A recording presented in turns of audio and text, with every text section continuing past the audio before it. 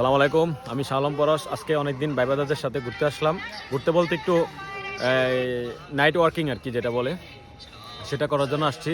আর আমার সাথে আগে ইন্ট্রোডিউস হয়ে নেন, এই যে খান সাহেব, একটু কথা বলেন। এই যে আমার মামা আছে, সাউন্ড অফ করেন একটু, উনি টিকটক নিয়ে ব্যস্ত।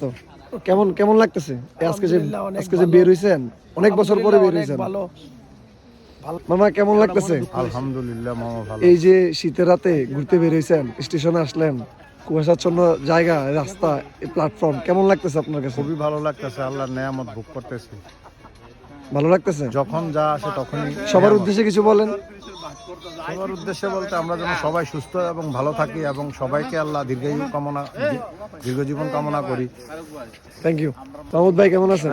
আলহামদুলিল্লাহ কেমন লাগতেছে এই যে রাতের বেলা ঘুরতে বের হইছেন? খুবই ভালো লাগতেছে, অনেকদিন পর কত কত বছর পরে বের হইছেন? কত বছর বলতে পারবো না, আমি প্রায় আসতে আসি, সকালে আসি, দুপুরে বিকেলে।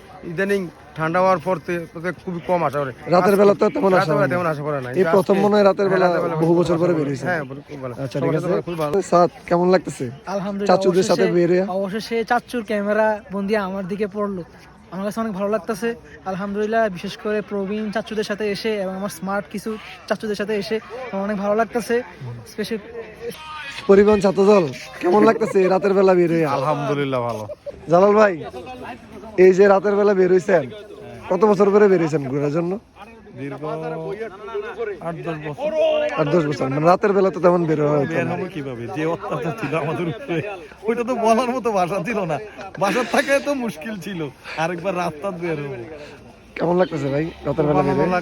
লাগতেছে জুলুমবাররা দেশ ছেড়ে পালিয়ে গেছে। রাজনৈতিক প্রসঙ্গে না যায়, আপনারা বলছি আমি কেমন লাগতেছে? খুব আনন্দ লাগতেছে, মানে স্বাধীন বান্ধে ঘুরতে পারতেছে। ঘুরতে পারতেছেন? স্বাধীন বান্ধে এই যে ওয়েদার ভালো লাগতেছে? খুব আনন্দ লাগতেছে। ফারুক ভাই কেমন লাগতেছে এই যে রাতের বেলা বের হইছো? আলহামদুলিল্লাহ, তবে বদমাশি করতে পারতাছি না, এডে দুঃখ, বয়স হয়ে গেছে তো, এটাই আমার মনের খুব দুঃখ। কেমন লাগতেছে? হ্যাপি। হ্যাপি? মানিদিন হ্যাপি। ওনার উদ্দেশ্যে কিছু বলবেন, এই যে মানিদিন স্যারের উদ্দেশ্যে? আমি সবচেয়ে বেশি খুশি, উনি আজকে হ্যাপি বলছে, এই জন্য আমি খুশি।